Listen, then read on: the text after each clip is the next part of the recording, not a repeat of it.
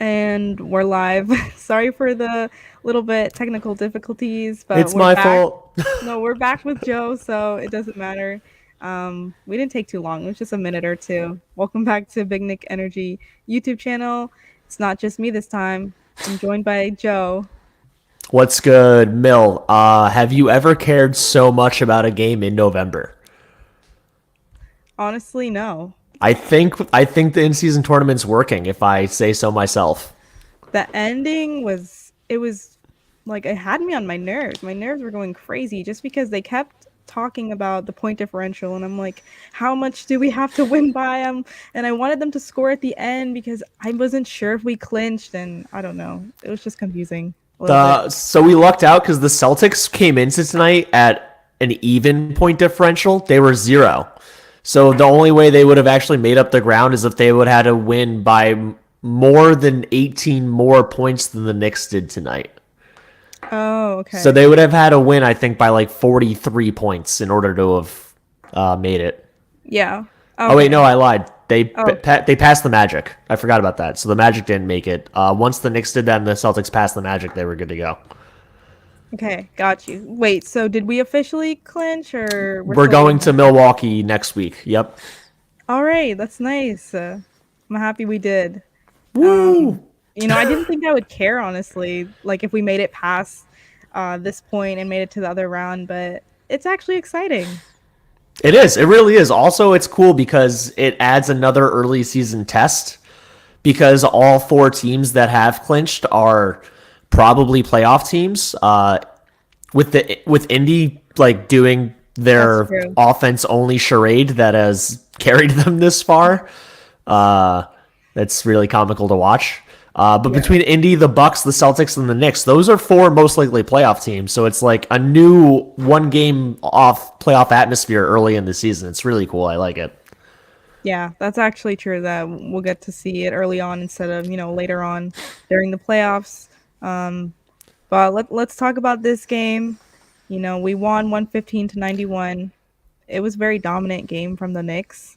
Besides the third quarter when, we lost our lead and what did they cut it down to? One, I Yeah, they believe. got 1 point game. It was a 1 point game, so that was a little scary there. Uh, Luckily they were able to, regain their lead and we won by 24. Yeah, really, really cool stuff. Do we want to just start with Julius Randle because this is definitely his best game of the year? Sure. Well, you want to start off talking about him? Yeah, 20 rebounds is a career high, and for a dude that is known to Is just it? It's a bully, career high? yeah, they said on the Wow. telecast for a dude known to bully smaller guys. I mean that 20 is a high number, right? Like, there's not a lot of 2020 games in NBA. I mean, there's a few, but not too many that happen on a yearly basis. Yeah. Really good stuff from him. Efficient game. What do you go 8 of 15 from the field? I think he only missed one free throw. Like, just just like the Julius Randle that like made All NBA and All Star game twice. This is the guy that like is supposed to like maybe not be our best player. Like we still expect Jalen Brunson to be our closer, but this is what you wanted out of a Robin. This is what you wanted to see out of a number two. And Brunson and Barrett both didn't have their best games of the year by any means. Jalen Brunson only scored 12 and Barrett scored 16, but he only went 3 of 13 from the field, which RJ, this is probably your best game I've ever seen you go 3 of 13 in the field. Like, he went 9 for 9 from the line. He constantly put pressure on the rim, just didn't have a shot. And all last year, we'd be like, yo, RJ's sucking. What is this? Blah, blah, blah. And it's like, I didn't feel that at all this game watching him. I But know, but for right? Randall, really, it was like phenomenal. 20, 25, 20, and 5. Like, damn. Yeah, when I heard he had 20 rebounds, I looked at my dad and I was like, he has 20 rebounds. That's insane. I feel like it used to be really normal back then. My dad always tells me that, the star players back then, they would always just grab 20 rebounds along with their 20 points and it was normal. But to see that, oh, that's a little bit crazy. But a great game by him, like you said it. He was efficient from the field, from the free throw line, only one miss there. And also we finally saw like a lot of effort from him, especially on the defensive end. He had two steals, I believe. Yeah, two steals right there. Yep. I was just seeing a lot of plays from him on the defensive end that we don't usually see, and I think it's great that we're finally seeing it because there was some criticism the last game against the Phoenix Suns that, I mean, there's criticism every game, if we're being honest. It's every game about his lack of effort. So, what we saw tonight from him, he just needs to keep it up. I like the effort that I'm seeing, and, he just needs to be that all NBA player every game. If only it were that easy, right? If only it were that Only we easy. could play the Hornets every single I was time gonna for the say rest of the season. Julius Randle. If he sees the Wizards, the Hornets, or the Pistons on the schedule, he is waking up that day. Yeah. I know, it's so true. But I love to see a game like this from him. It's great. It needs to happen more often. I need him to do it like we're playing the Bucks next week now. We need him to do it against a good team. Like every time he goes like up against Giannis, or I mean KD didn't play the other night, but like the Giannis's, the KDs, the guys that are longer and inevitably better than him. I don't want to see you, dude. I don't want to see you jack 10 threes because you don't think you could drive on them. You're still a good passer. Just do that. Just try to drive and kick, and don't 360 jump in the air, twister, Beyblade Randall, you know? Yeah. I agree. Someone has a comment for you. I mean, dude, if you're from New York, are you a Giants fan? Like, they both suck. I don't know what you want from me. That's true though. Zach Wilson, Tommy DeVito, Chicken Parm, or the MILF Hunter. Like, none of these are good. Chicken Parm, actually, I lied. Being a Chicken Parm fan, it's phenomenal. But nothing there is good. I know. I also want to talk about RJ. You spoke a little bit on him just now. Yeah. How he did go 3 for 13 from the field, but like you said, it just didn't even feel like it. It didn't even feel like he struggled from the field tonight just because of how much he got to the free throw line. I mean, 9 for 9. I don't know if that's a career high for him as well. Free throws, getting to the line. I'm not sure. They might have mentioned that, but I think it's his most ever without a miss. yeah, probably.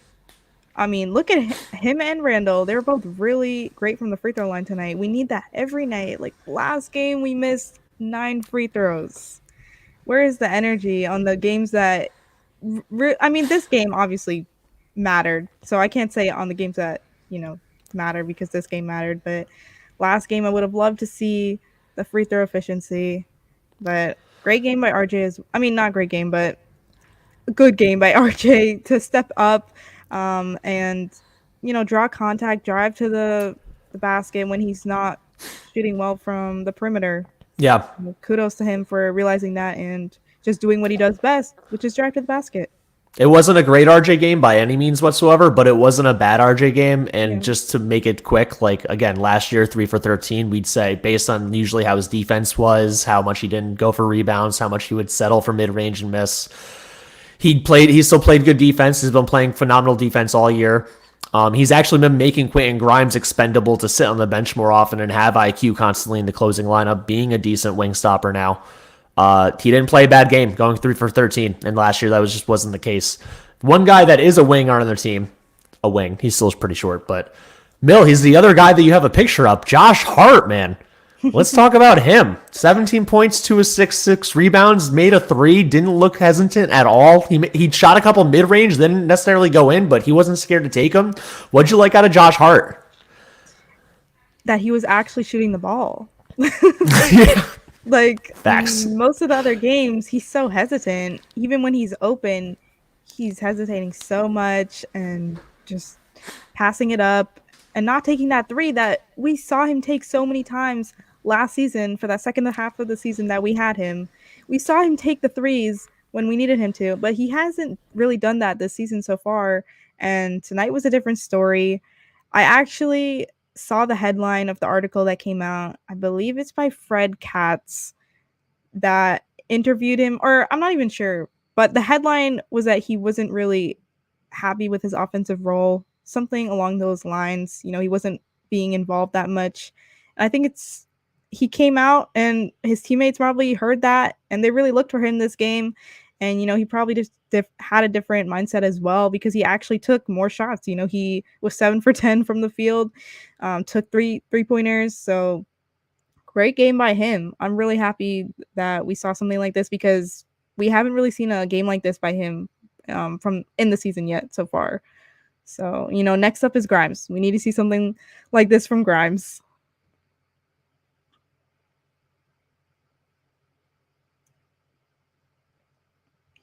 Oh, wait, Joe, I can't hear you. You see?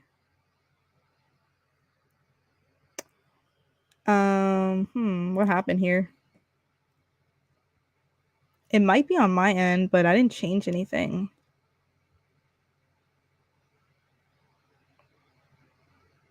If anyone's here, can you comment if you could hear Joe or me?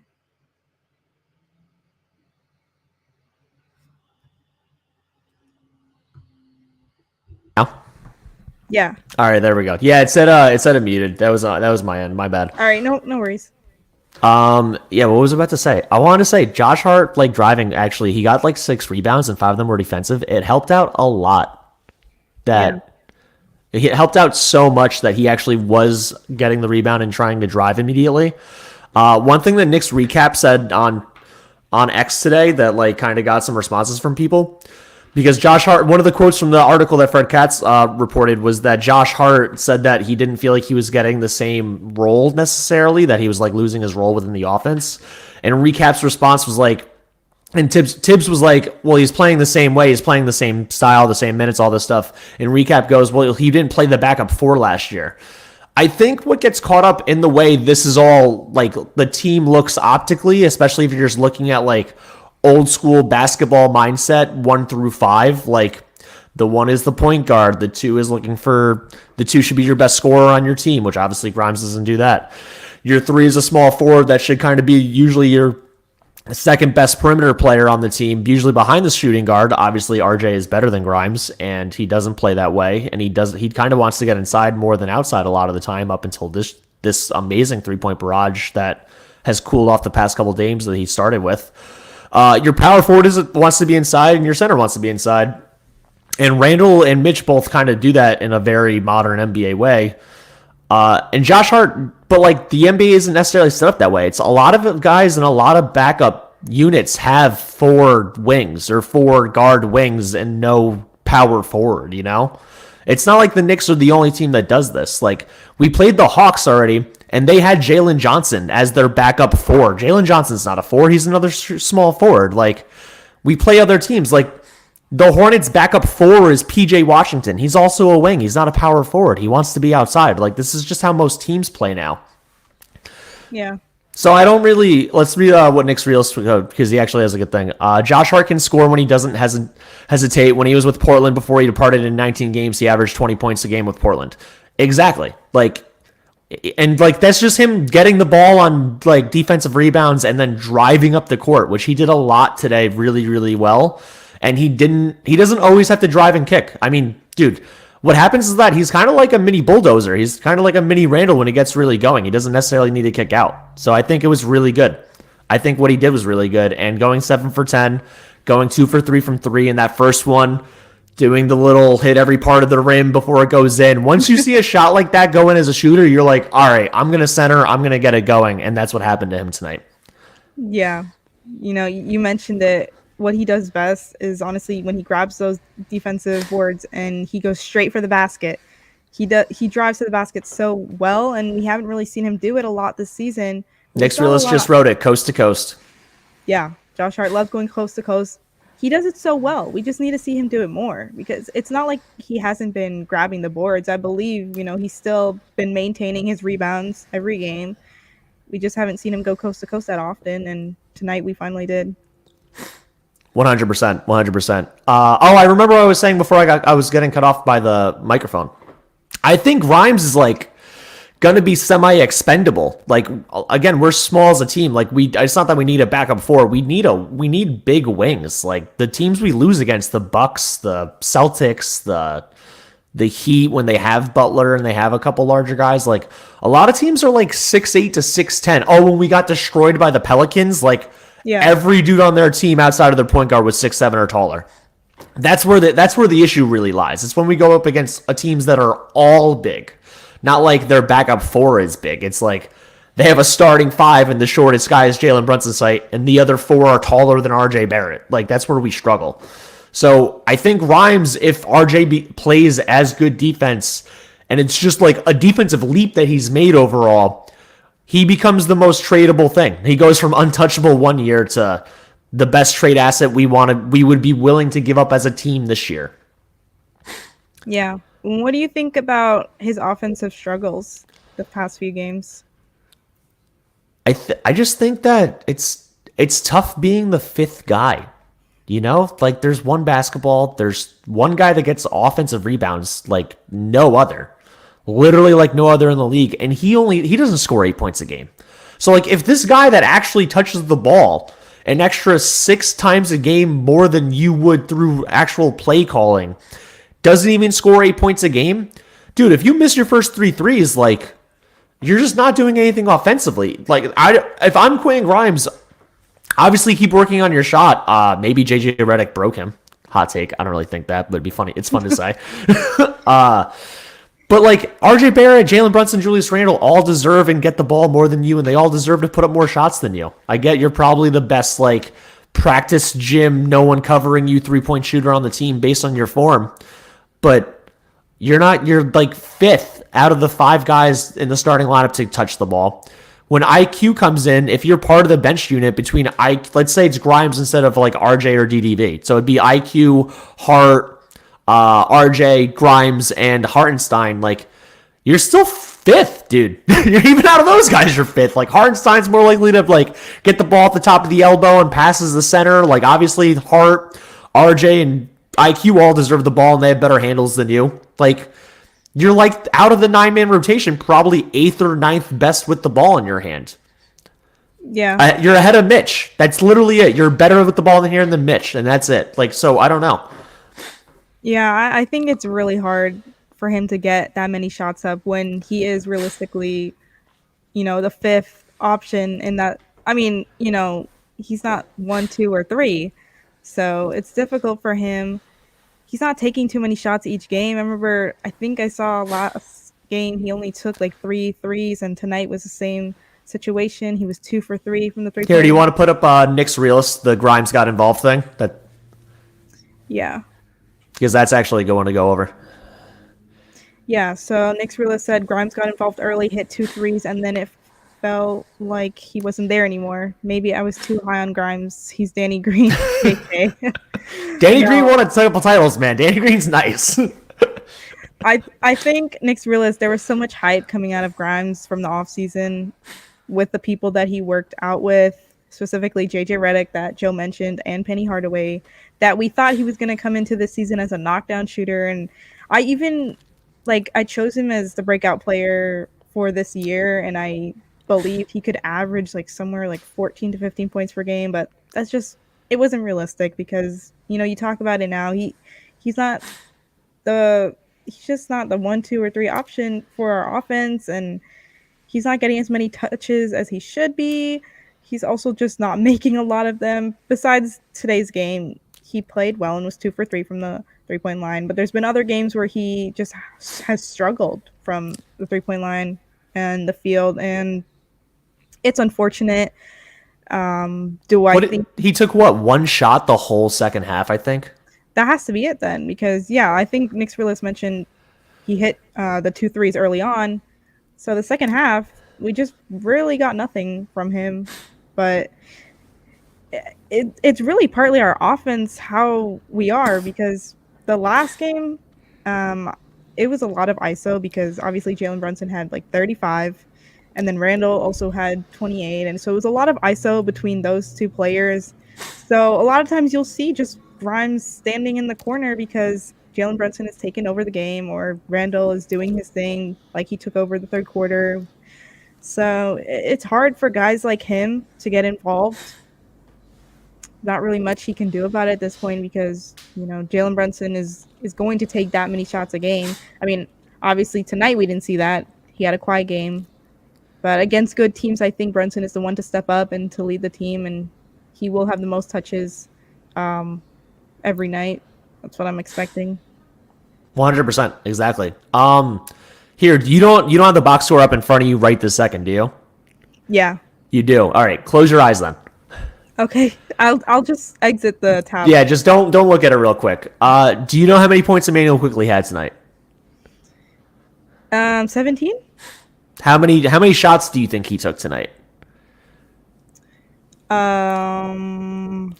Let's see. I don't know. He didn't get to the free throw line, so we're just doing from the field. Just how many field goal attempts did he have? Let's do. Vin, it's not 25, so don't look at what Vin wrote. No. 6 or 5, or I don't know. I don't know if he hit a 3, so I'm like trying to. No. Not how many did he make? How many did he actually just take in the game? Oh, not how many did he make? Oh, I'll go like 11, 10. 12. So I'm glad you said that low of a number because it didn't feel like. So he took 20 field goal attempts and he scored 23 points. Yeah. And watch, it didn't talk about the opposite of what Quentin Grimes is as an offensive player. Quentin Grimes gets so few shots that when he shoots the ball, you almost remember it. Quickley just had a ratchet tonight, and it feels like most of them were in the flow of the offense. I couldn't believe that this said he took 20 attempts. He went 9 for 20 and 4 of 10 from 3. And I'm looking at it now. That's crazy. It didn't feel like that at all. It really didn't. When did he get most of his shots up? Like the second half, or was it just second half? Yeah, end of the third, early the fourth. I mean, they were shooting a lot, though. I feel like a lot of players tonight were getting involved, and because the Hornets were just straight up missing, so we got a lot of shot attempts and a lot of chances. Everyone was just doing whatever they wanted. But 20 shot attempts is crazy because he took more than RJ, Brunson, Randle, and it just didn't even feel like that, really. It didn't. It really. Wow. I mean, it's also part of the thing, though. They were up 20 points, and then he's jacking a lot. He's just like, I'll make it 30. Don't worry. Yeah, that's true. They were jacking up a lot of shots. Yeah. Absolutely love it. Nick Spurla said Brunson just wanted to prove to Twitter he's not a ball hog. Yeah. After last game compared to this game, it was a quiet game for him, but it also didn't feel like it was a problem. Like last game, RJ struggled, and that was a problem. But it didn't seem too much of a problem for Brunson tonight. Because he was still a plus 20 in the plus minus section. So he was contributing. He was doing his thing. He didn't necessarily struggle from the field. He was 5 for 9. He just didn't take too many shots. He didn't have to. I mean, IQ and Randle were more than happy to put him up, and they both were pretty efficient overall. So, yeah. And Josh Hart went 7 for 10, which obviously helps. Oh yeah, that's true. A lunatic. I love it. Took 10 threes. It's funny when you think someone took 10 threes and they only made 4 of them, and you're like, he went 40%. That's good, but it's like, I still want to be upset he didn't make half of those shots, but that's not how 3-pointers work. Yeah, that's true. I mean, how many threes does he even take per game? I'm not even sure. I think 7, 8, okay. I'm around there. So it's not too much more. It's just, a lot. Vin said Nick started playing like an all-star game at the end. I honestly got the feeling. I had the feeling. It felt like an all-star game a little bit for some reason, even though we were playing, one of the worst teams in the NBA. But we were just taking over. The Hornets rookie Nick Smith that came in at the end, I don't know why they don't actually give him real runtime during the game because they're not a good team. They're not making the playoffs this year or anything like that. They don't necessarily want to tank because most of their team is young. You just want to play your young guy, play the kids. We all went through as Knicks fans 4 years ago. You want to play the kids and see what you got. Realist, Brunson had 7 assists and 2 turnovers. Good ratio, really good ratio. But yeah, they have Nick Smith on the bench, who I loved at Arkansas the few times he actually was able to play because he had a lot of injury issues. James Bouknight, who is just doesn't play most of the time. He's barely played his first couple years from being the DUI suspension or whatever. He had multiple DUI suspensions, which as someone that suffered with alcoholism in the past, I get it, but I've never been an NBA player. Barely gets it in plays. Theo Maledon, who we destroyed literally 2 weeks ago, didn't get in this game at all till garbage time without LaMelo Ball, and he's one of the backup point guards. So that really goes to show how much they didn't want him in the game. Like, Yeah. it's just so crazy that what a bad team looks like and what they force themselves to go through one way or another. If only we could play the Hornets, Pistons, and Wizards over and over again. I wish, because it's games like this where I just think so highly of the Knicks, and I start going in over my head a little bit, and I'm saying, oh, this is a perfect offense, if we do this every night. But if you look at the record, I don't know, someone pointed this out on Twitter or X. We don't really have a great record against teams above 500. No, that's why I'm always worried about the Bucks and the Celtics, because they are better than us. Yeah. So most of the teams we have beat so far, yeah, they might be under 500, and we dominate those games.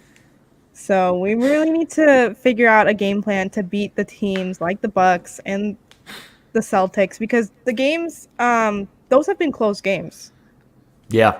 They just need to figure out how to execute down the stretch. I mean, obviously there's more to that. There's different problems for each game that we've went through, but we finally need to beat one of those teams, because then I can start actually believing this is a good team that we have right here and that could take us all the way to the playoffs. Well, we do play the Pistons next, which kind of makes this even more funny because I've been saying the Pistons thing without actually remembering that. But we play the Raptors on the second night of a back-to-back, and while they're not a winning or above 500 team, they are a team that's constantly given us trouble the past few years. They're the antithesis of the Knicks, where they are all wings and no point guard. So, I mean, Dennis Schroeder's a point guard, but even still, he's not like a upper top tier point guard. Only in FIBA, he is the best apparently. But yeah, like the Raptors are the anti-Knicks, and that's a team we always struggle with. So I think Friday on the second night of a back-to-back is going to be a bit like a tough task, at least. Yeah, it will be. Back-to-backs haven't been great for us. We did win the first one. I forgot who it was against. We did win one back-to-back, I believe. I think the Hornets were involved. It might have been, yeah. So, but, we have struggled with back-to-backs, so that is going to be a tough, difficult game for us, because it is against the Raptors too, who are better than the Hornets. So hopefully we're playing Thursday and Friday, right? Yep. And the Pistons is the first game. So ideally, if the way this works out well, you beat the Pistons by 25 in the third quarter and you get to rest your starters for the back-to-back again. Yeah. Ideally. I mean, did we try that one game too? I forgot who it was. The Knicks they beat someone by like 20 or something, and we were able to rest most of the starters for the fourth quarter because we had a back-to-back that following day. I got it up now. It was the Wizards and then the Hornets. So the worst teams. Yeah. Whatever works though. Nick's realist said if Immanuel Quickley was like 6'5", like Grimes, at least he would be starting. Do you think he would be starting if he was taller? I don't think they care. Straight up. I don't think the Knicks front office or Tibbs or any player cares. I don't even think Quickley cares nearly as much as we do as fans. Like he likes Grimes in the starting lineup to start by covering the best offensive player for a little bit, and Quickley closes every game. He's always in the fourth quarter, and he plays 25 to 30 minutes every game. And were you the one that Grimes tweeted, it doesn't matter who starts, it matters who closes? Or on Instagram, yeah. Yeah, I totally agree with that, because we do see Quickley close a lot of games, so that's where he'll get the most of his minutes, and I think that's more important than starting the game. It is, and their starting lineup is really good. Like their net rating for their starting five is like +8. It's like fourth or fifth best in the league, and the teams it's behind are the Celtics, the Timberwolves, the better teams than us. So like, what do you really want from the guy? Yeah, Grimes doesn't shoot enough, and he can't put the ball on the floor. You want a guard to, but he does cover the best opposing player well for the time he's out there, and then he doesn't close the game. So I mean, whatever. Yeah. Let's look at some more comments over here. Nick's realist just lighting us up. I feel like this might be a Vin burner. Is that like, it literally looks like his picture is... No, I know who it is. Oh, you do? Okay. I was like, it looks like his picture is Austin Reeves with a Knicks jersey swap, so I don't know. No, he actually has he has his own Knicks channel. I don't know if you've ever seen I gotta check it out. Yeah. He has good videos. You've probably seen him on Twitter too. I probably have. He's like a young kid like me. Love that. Oh, speaking of like multiple social media accounts and all that stuff, our Threads is actually going pretty well. Like, we have the highest Knicks fan page following out of people that use the page. Like, oh, no way. Though Knicks Central, not like Alex, the Knicks Central guy on Twitter, but there's an actual Knicks Central fan page based on Facebook that has 3.5 million followers on Facebook. Like, they have one page that has more than us on there, and there's a couple others like that, but none of them have used it in 4 months. I have our Threads as the most popular Knicks fan page right now. How many followers is it at? We broke 2K a couple days ago. Whoa. And anyone that's on there is like, it's actually being used a lot. Like, I got us from 1,400 to 2K in like 3 weeks. That's dope. I haven't used it, unfortunately. I actually think I tag you like once a week in videos. I think I deleted the app. I'm sorry. It's okay. I'm like, sometimes I try to free up storage on my phone, and I'm just like, I'm not using it. So. No, I love it. It's like this version of BKE that's my own. I just like Finn and Ange just remind me to advertise our merch on there once in a while, and I just tweet what I want. I think I'll re-download it and see what's popping on there. It's entertaining. It's more peaceful, relaxing, and like nuanced than X for sure. It's more relaxed. There is no negative Knicks fans. No, you should create it. You should start the like negative Knicks Twitter. No, it's not even like that. It's like literally like all fans of all teams try to follow each other because it's still so new. Yeah. Like, I would say like a third of our following aren't Knicks fans. It's just like other fan pages and other people, because it's like all of Threads is like a new country trying to rise up together and be like one in unity. It's like America 300 years ago, you know, before we got to the point we are now. Oh my god, that's hilarious. But I think, I'll definitely think I'll re-download it and see what's going on there. It's pretty entertaining. Oh no, the Knicks realist said he's got to make it negative. Oh god. First negative person to join Threads. Here we come. I ruined it. Don't let them know. It's your hidden secret. It's all good. It's okay. I find it entertaining, at least. Yeah. I forgot like you run the Threads, or, you know, besides the other social media platforms, so that's good to keep it up on there. I'm not even tweeting as much as my own personal account. I actually like just using Threads more. That's cool, because like, you never know. It could just like, it did blow up initially. Yeah. But it could blow up again if anything ever happens to X again. I mean, Elon Musk is at any moment, you know, at any given moment it could happen. No, that's true. I mean, do you have any more thoughts on the game? I think it was actually mentioned in one of the comments before. I wanted to actually ask you this. This is a good segue. So I love Mark Williams. Mark Williams is really fun to watch as an opposing center. There we go. Perfect. Knicks realist. He had 6 offensive rebounds too. And he's on my fantasy team, which it's like why I've even paid attention to Mark Williams outside of being forced to watch him at Duke when he played there, because I hate watch Duke the same way I like hate watch the Yankees or hate watch the Patriots. You hate watching the Yankees? I'm a Mets fan. I actually grew up hating the Yankees, but I don't dislike them that much anymore. It was like the mean older brother that's better than my favorite team thing, so I kind of got over that. So yeah, I still hate watch Duke and I hate watch the Patriots. So I watched him a lot, and he was cool and fun in college to watch. And he's like Mitch, like a younger, more raw Mitch that can make free throws and kind of has a little bit more of an offensive game. So I think he's going to be really good in 5 years, and he's already one of like the top 10 rebounders in the league. And I know that because he's on my fantasy team, which made me want to ask you, how is your first year of fantasy going for basketball?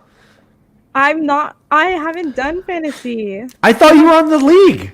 In whose league? I thought you joined the BKE one. No, I'm Oh not. no. Wait, wouldn't you have seen me there? I don't. How was Everyone I has like there? random fantasy team names. I don't pay attention. I Oh, literally it's just thought you were random one of the names. teams. Oh Like my my, gosh. I was I going to join, but I don't know. I've never done it. And I was like, should this be the year? Should it not?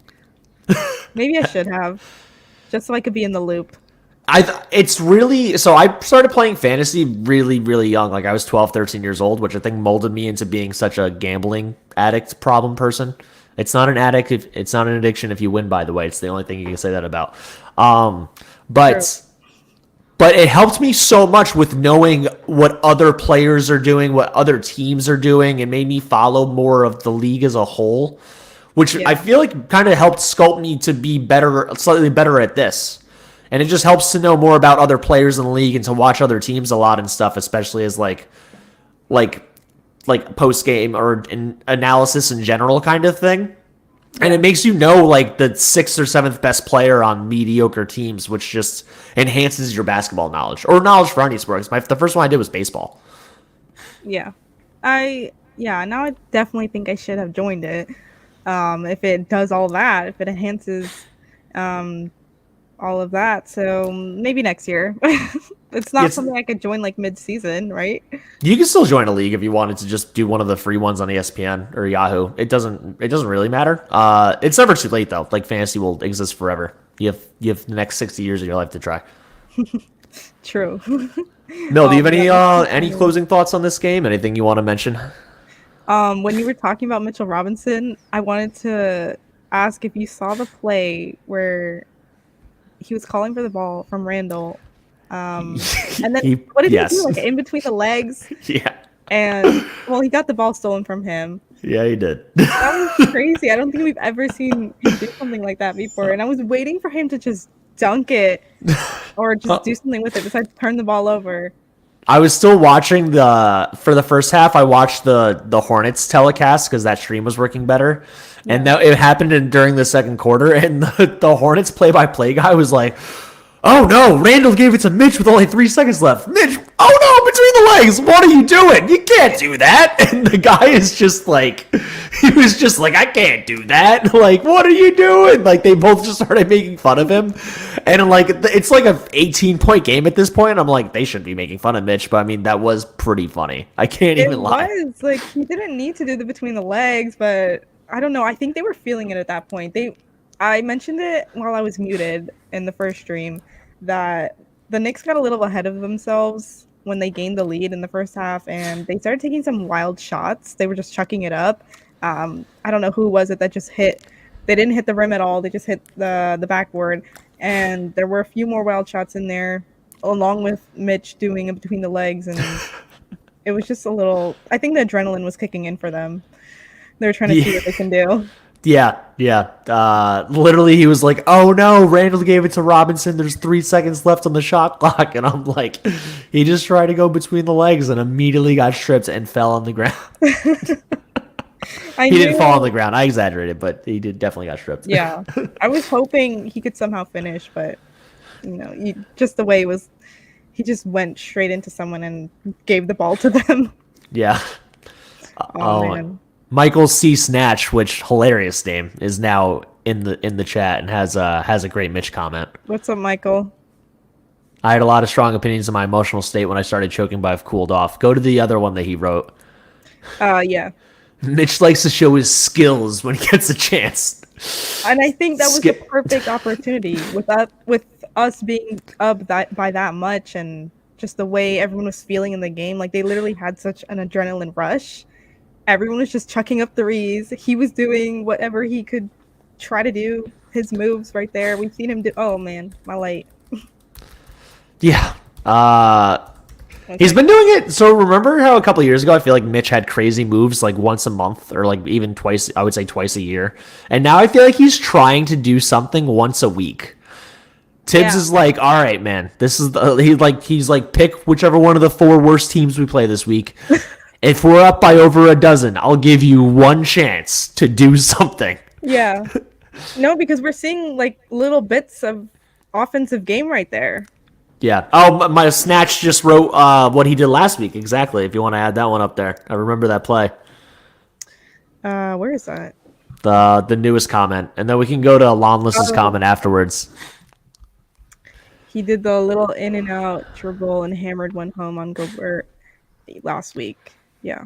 Remember that in the Timberwolves game? It was early on before the Timberwolves kind of took a stranglehold on the game. Mitch literally caught the ball at the top, like where the 3-point line is, and everyone was just spaced out for him and Yeah. Gobert 1v1. He faked the pass and then in and out and one dribble dunked, and it was like, oh my god! Yeah. I remember seeing that highlight just plastered everywhere over X and Instagram after the game. That was the highlight of the Knicks game before they lost by 18. It was because, like I said, we haven't really seen him do much of this, so it's surprising and exciting when he does. It's a highlight. Yeah, it really is, and that's what I mean. It's like once a week he tries now, which I love. Just one time a week you get to try something crazy. Yeah. CP, what up? By the way, it was a great win, absolutely. And Lawnless, Mitch, you can. I mean, not Mitch, Mitch Robinson. Mill, you can take this one. Probably getting ahead of myself, but y'all coming to Vegas for the semi and final if Knicks get there. Only one game between us and Vegas, I think.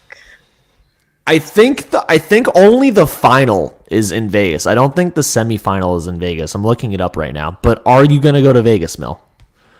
Us? Me and you? Anyone? Yeah, anyone? Any of us from BK gonna scrounge up a grand to go to Vegas in I think 2 you weeks? are getting ahead of yourself. I'm sorry. Vegas is too far. If it was a state that we bordered, sure, but Vegas is all the way on the other side of the country, so I don't think I could make it. Sorry.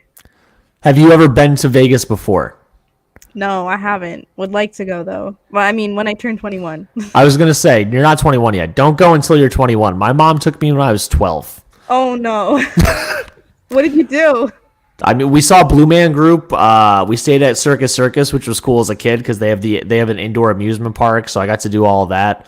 And at the time, it was still. I mean, I think you could still smoke inside there. I don't actually remember because I haven't been there since then. But at the time, smoking inside was still legal for a lot of places here, and I was already used to that. So I was just a kid coughing as I watched my family gamble, and I rode rides and played games that didn't involve gambling. Oh man. The funniest thing about Vegas was that even on the taxis, on the taxi cabs, they have ads for like anything just going by. And one of the ads was 4 girls in the bikini thongs, just their asses. And every time we drove by one, my mom tried to cover my eyes. And I'm like, Mom, it's every 4th car. Just it is what it is. You brought me here. Stop covering my eyes the whole time. Oh my god. Yeah. I can imagine how just crazy and wild it is in Vegas, especially if you're underage. Like, not the place to be. Longlist is right, by the way. The semifinals are also in Vegas. So it's December 7th and December 9th. So, Mill, you, me, Bennett, I mean, not Bennett, you, me, Ange, and Vin have approximately a week and a half to scrounge a combined $4,500. That's crazy. You know, Knicks should just send us out there for free. They're gonna need some, like fans out there. They're gonna need fans out there. Agreed. They also need people to just do free advertising and merch for them, which at this point I think we just do. Yeah, that's what I was trying to say too, but I just couldn't put that sentence together. Exactly. Hey CP, what's up? And CP also said we mentioned it, but Randall was cooking in the lab. He was indeed. I know. I think CP's a big Randall guy. I'm actually not sure, but I believe you are. So shout out to you. Your guy showed up and he did his thing and also grabbed 20 boards. Career high. I'm hammering every Randall over on Thursday for my picks against the Pistons. All of them. I'm only 2 for like 18 on the year or whatever, and last year I had 5 wins by now. Just 3 Randall overs, points, rebounds, assists. Because if he's playing the Pistons, it should be the same thing as tonight. It should be, hopefully. He really goes off against the teams that kind of suck. He does. Which, I mean, if you're a good player, I think you're supposed to. True. Michael said, "Yo, CP, I'm not gonna lie. Started the 2H Second half. Second half. I thought he was gonna do the chucking up bricks thing, but he pulled himself back together. I was highly emotional. I think that's why Michael didn't show up to this until an hour in, or until 30 minutes in. Oh man, I'm glad. Yeah, I'm really glad he didn't just start checking up threes because we like to see. I don't know. I don't even know if he has a nickname, but just Bully Randall. That's what I'm just gonna say. What it is. When he's at his worst, it's Beyblade. He gets called Beyblade because he'll spin in the paint and then throw the Yeah, ball like a yeah. tornado away. He did do a little bit of that tonight, but I mean, I hate those passes where he's like in the air and he throws it behind him and he doesn't even know who he's throwing it to yet. It's just it's nerve wracking to watch. I can imagine if Clyde was the coach of this team at any point, because Randle and Quickley both just love jumping in the air and then being like, we're not shooting, I don't know where we're going. And every telecast for like the first year and a half Randle was on the team, he was like, that's the cardinal sin of basketball, Mike. If you jump in the air and you don't know what to do, you're gonna turn the ball over. And then but Randle does it 5 times a game, and I think he just doesn't say it anymore. He's like, well, I guess that's just what this guy does, and it wouldn't have worked in the 70s. Yeah. Some of Clyde's comments are honestly so funny though. Yeah. He keeps it real though. He straight up he says what he's thinking, and I agree with most of it. He knows the game, that's for sure. He knows more Yeah. than you and I combined. CP said facts, Michael. The Knicks as a whole started the third quarter. Started that third quarter. Knicks collapse, and I was not having it, but I'm happy with the performance. Yamil J. Randall is my guy. He gets too much hate, in my opinion. Yeah, It was within one. It was a collapse. yeah, it definitely was, and I actually missed that collapse because I don't know. I was just doing something, so I missed a little bit of the third quarter when that collapse happened, and when I saw that we were only up by a few points, I was like, what happened? And then it suddenly was a competitive game. Here they were inching back and hitting shots now. They were getting out Knicksed. Like Robinson usually gets offensive boards and gives us second chance points, and that's what Mark Williams and their wings were doing. Like they are crashing the boards and getting second chance points. Yeah. It's not even like the Knicks were having turnovers. They just weren't making shots and weren't getting second chance points. Got you. And they were finally hitting some threes, right? The Hornets? A couple on the kickouts, yeah. Yeah. Not enough, though. That's what happens when you lose by 20. Michael also said he can win over the hearts of every fan if he just runs more and plays some defense, even if shot ain't falling. I think that's very true. A lot of the issues people have with him is his lack of effort, his lack of defense at times. And I think if we were to just see a complete effort from him, even when he is struggling offensively, you can't complain there. You really can't say much if a guy's just having an off shooting night and a guy's struggling from the field. But if he puts the effort in other ways, you can't really say much. I wanted to ask you, because I wasn't on with you after the Suns game, how mad were you upset about the way the game ended with Booker shooting over Randle and like getting away from RJ, or was it like, I mean, it's just what this guy does? Should I be mad at Randle? Like, what were your actual immediate reaction to that? Immediately, I was upset. I was holding my phone when I saw Booker shoot the shot, and when he made it, I just dropped it. Because of course that just has to happen to us. Like we made the comeback. We were down 15. We made the comeback, and here we are about to win the game. But of course, Booker is just Booker. He's a phenomenal player, and I said it in the Instagram video that I posted that like he's clutch. He's gonna hit that shot. Not much you could do there, but I would have liked a better contest from Randall or RJ in that case because they're both on him, really. Dude, I think he put them to sleep. I think when he went around the pick with the ball, like I think he just put him to sleep a little bit. It didn't seem like he was going to shoot. It didn't seem like he was going to shoot the ball. And then it was just up. And he has a pretty quick release, and he's like one of the best 10 players in the game. He also elevates like he gets high up in the air. Like you're looking at that photo, the picture of the shot, he is a few feet up in the air, and it's hard to contest that from Randall's point of view. But also I just don't think Randall should have been the one contesting that, but it just so happened to happen. So that's how game planning and drawing out of bounds end of game situations work. I mean, out of the 5 guys that are out there, Brunson's out there, but they're going to try to get Brunson off Was Brunson out there, or did they put DDV for defense? I don't even remember. But Randle, if Brunson wasn't out there, Randle is the worst defender. Out there. I think Hart was. Quickly, Hart. So it was Quickly, Hart, RJ, Randle, Mitch. Yeah. And, like, I mean, you could try to get IQ on him, but IQ fights over screens pretty well. The next guy you want to get on him is Randle. And, I mean, he was going to his right hand. Wondering why wasn't Grimes out there, because he was guarding him for most of the game, wasn't he? And he wasn't doing a terrible job at it. I think he contained Book pretty well for a majority of the game. Yeah, he was pretty contained up until like the third and fourth quarter. I mean, a great player is going to be a great player. Yeah, like he's making that shot over anyone, honestly. Yeah, I mean, out of the dudes out there, like he's the most, out of the 10 players that are out there, like even including Brunson, he is the most likely to make it, and he did, and Brunson didn't. So I mean, there you go. I don't want to talk about it too much. I just wanted to ask what your like initial thing was, because I watched the replay. I mean, I saw the game, and then I watched the replay like multiple times, and I'm like, I'm not that mad at Randle. Like it's just Devin Booker's Devin Booker. Like I'm beating the drum. I'm hitting my head on the table for Devin Booker, Nick 2025 or 2026. Because I think there's breadcrumbs and a way for him to get there. I think it's the CEA connections, and I think he would be the best player on our team by far. Yeah.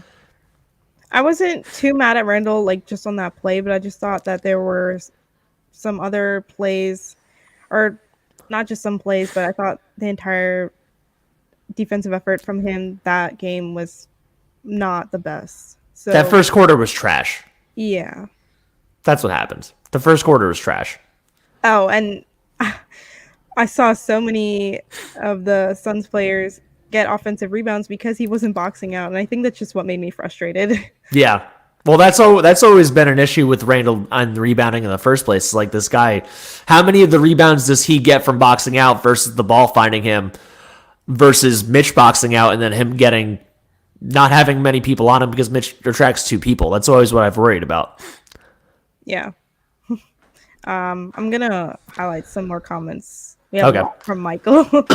Mike and CP are having their own conversation. Yeah. Michael said, I swear to God, Quickley floats for an hour if he wants to. It isn't even like he jumps high. He's just in the air forever. He's like, I'm gonna stay 1 foot off the ground. Yeah. Let's see what else. I'll be honest, I wasn't even that mad at Randle. I was just so angry because we got out Knicks all damn game. True. I think that was in reference to the Suns game. Yeah, I think he's referencing the Suns game as well. Yeah. You literally said it too. We got out Knicks, and it just, we weren't that mad at Randle. But then when you, like, after the game, you look at it, partly the reason we lost was because he didn't show up in the first half, and it's just the little things. Yeah. If Randle played the third quarter all game, then we would have won. The third quarter Randle was the precursor to Randle tonight, but first half Randle was the 6 of the 10 games this year. Yeah. CP said this in-season tournament kept this team engaged till the very end. I love it. Did y'all see RJ saying to Julius that they needed to run the score up? That's why you need to be on our threads, man, because I literally quoted it and put that on there. Oh, no way you did? Yeah. I think I saw the clip. I think I saw like a second of it. But yeah, the players are definitely engaged for it and excited. I think a few games into it, we're seeing it now, because the first game, I don't think anyone really cared. I see it. Here, I'll read it, because I literally wrote via MSG mic'd up. RJ Barrett, we can get it. We can get it. Randle goes, we got to run it up. Barrett, yeah, we got to run it up. And I wrote, the players clearly care about the in-season tournament. If you don't care about it as a fan and the players do, what are you doing? That's true. That's actually a great quote right there, because a lot of people saying they don't care about it and it's just a regular game. But if, the players are taking it seriously, they're treating it as something special, we should too, honestly. Did you see his post-game interview with Harlow? Randle's comments? So the main argument of the comment and what he was saying and what my argument was about, like, why we should care as fans, that players are going to care more. She literally goes, how much would it mean to you to win like that $500,000 for the guys at the end of the bench? And he goes, that's honestly why most of us do it. It's not about like the top players or the top players. Yeah, she was like Like, it's not about the top players. I mean, I'm kind of paraphrasing his version, but it's like we want to win it for them. Like, it means so much to them. Like, if you're Ryan Arcidiacono or Daquan Jeffries, like, $500,000 is more than you're making this year. Like, that means a crap ton. Yeah. And it's also every assistant coach on the team gets $500,000, up down like 7 or 8 spots of coaches. So it's like, yeah, RJ Barrett, Jalen Brunson, and Julius Randle care if they win $500,000? A little. I mean, it's still a lot of money, but not as much. But like, do Daquan Jeffries and Arcidiacono and Miles McBride and Jericho Sims want $500,000? Hell yeah, they do, and that's like that for every team. I'm actually surprised that she asked him that because, you know, it was the obvious reason for almost every team why they're caring about it so much is because of the guys at the end of the bench that will obviously, you know, they'll be grateful for that money if they were to win. But, you know, now that we finally got that straight up answer from him, it's good to know. 100%. And it's real. It was a real question and a real answer. CP said in that Suns game when Booker started heating up, I would have liked to see McBride go in for a 5-minute stretch and see how he stacked up against him. You think McBride would have made a difference? I think McBride is a phenomenal defender, as we all know. I think his height, the height difference, and Booker might be a little too good at his level to have McBride really bother him. He definitely would have gotten up in his grill at least off of like screens and stuff. I don't know how much it would really help overall. And it's like, how long are you willing to keep McBride in a game that you need to make a comeback on offensively? Like, you need a score, and McBride, like, you can't take him off for Brunson, obviously. And like, if you need to make a run and you want Brunson and IQ out there, you definitely can't have Brunson, IQ, and McBride. That would be the smallest team in the league. Yeah. 5 minutes is a long time. I mean, 2.5 minutes, 3 minutes, and see what it goes, but I don't think it would last. I saw some people mention that as well, having McBride there. And I even saw someone mention that he should have been out on the final play to guard Booker. I think that would have been... Booker is shooting over Deuce McBride and not caring at all. And also putting him in for the final play when he hasn't played, you know, any part of the... Does that not give you Frank Ntilikina on Trae Young vibes? Like, this dude doesn't play the whole time, and then he's just there for this one defensive possession. He fouled. Yeah, no kidding. He didn't know what to do. He hasn't played in 6 weeks. It's the playoffs. Like, what are you doing? No, I definitely get that. Yeah. Oh, my God. Last comment from Michael. Let's see what he said. Yeah, when the players said they want to win mostly for the lower paid players, that made me happy. That money could go a long way for a guy on a minimum like Deuce. That's very true. And I'm pretty sure if, like, I don't know how it works exactly, but I'm pretty sure if Jacob Toppin or any of the guys on the G League team get called up, like Dylan Windler gets $500,000, I'm pretty sure if any of them are active during any of those games. Yeah, so he might qualify for the $500,000 just for showing up. I don't even know. So Jacob Toppin can get $500,000, and his 2-way contract is worth like $60,000 for the whole year. Like, that's awesome. Oh, wow. And once they make the quarterfinals, I'm pretty sure they already make money. Yeah. Here, I'm gonna try to figure out see if I can find the prize and thing. If you want to look up other comments while I look for it. Sure. CP said, "Good stream, y'all. I gotta run. We'll catch you on the next one. Let's go Knicks." Thank you, CP.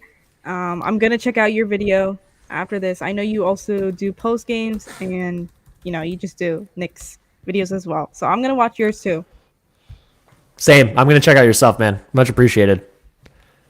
I'll catch you later, CP. Here, so I'm waiting for this. Michael said two-way contracts qualify for the bonus. So that's... Yeah, that's awesome. Yeah, that's great.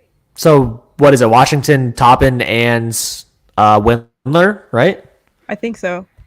So yeah, those guys get $500,000 if they win, and the Knicks. So second place gets $250,000, and then the semifinals gets. God, the internet's slow while I'm doing a stream. I'm pretty sure it goes down to $125 and then $50K. Yeah, I think Michael also mentioned. He said, yeah, it's $100K, then the second gets $200K, and winner gets $500K. Oh, yeah, so it goes... So the Knicks just making the quarterfinals, the loser gets $50K now. So every team gets $50,000. So any two-way contract just doubled their income for the year. If you lose in the semis, it's $100K, $250, $500.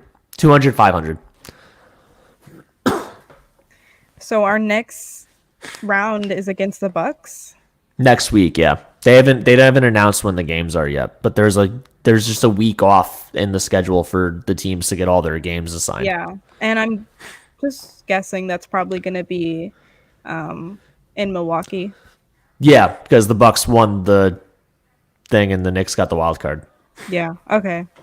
That's going to be tough. Unpopular opinion, maybe. It's not like I was gonna go to the Knicks game if they were gonna host the Celtics, but I think I would rather the Knicks play at Milwaukee than home against Boston because I just think Milwaukee's a worse team. I just think they're more gettable. Yeah. Let's just say yeah. Milwaukee's worse. I'm not laughing at that. I think they are a worse team for real. I was laughing at the comment that Michael just left. Oh, it's about Jacob Toppin. Yeah. When are the Knicks going to call him up, though? Real question. I don't know. Well, wait. If he was on the bench tonight, does that mean he's like a part of the team, or is he still on the G League? Well, when you're a two-way player, you get like if you have a G League game, they send you to play the G League game, and then if there's not a G League game, you sit on the bench for the regular team. You don't have to be active that day. Like I think the way the NBA rules are is that you only need 13 active players every game, even if you have a 15-man roster. So, like Jacob Toppin was there in street clothes, so he was one of the two people that weren't active or whatever. I don't know. I don't know the numbers exactly, but I know that's how it works from like the going down and up thing. Got you. All right. Hopefully, the Knicks. I mean, he's already gonna get something. If He's got at least 50K. But hopefully they can get him a little bit more than that. And the other guys are on two ways for us. Any other closing comments before we wrap it up? No. I think this is good. I was really excited. I'm excited that they actually they figured out a way to work point differential into basketball because I do think it makes the end of games way better. I want the league to actually do the Elam ending where it's target score. I think I've mentioned this before so in the Canadian Basketball League, the way the game ends is that say one team is winning 95-90. Once there's a whistle after the 4 minutes left mark, like for a foul or whatever, they set the target score to 9 points higher than the winning team.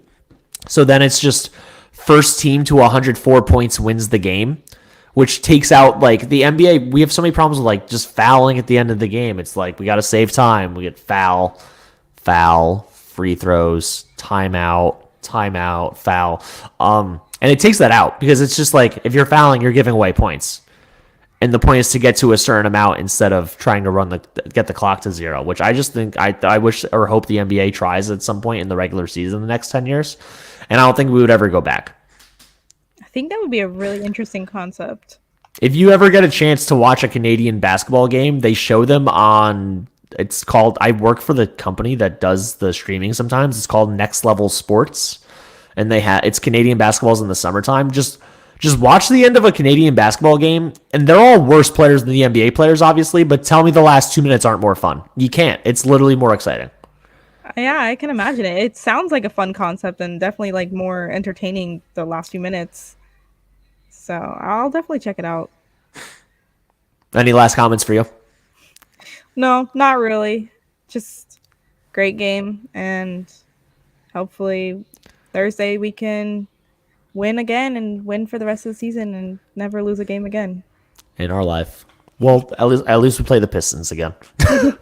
I know. I'm looking forward to it because games like this, where it's like against the Hornets or the Pistons, I just like to see the Knicks go off. Just like to see them really dominate. Facts. But if you don't have anything else to add, I will start to just close it up and say thank you to everyone for watching, everyone that tuned in and commented, or if you're even watching on the replay after this, appreciate you. And if you're not subscribed already, please subscribe. We would appreciate the subscribers.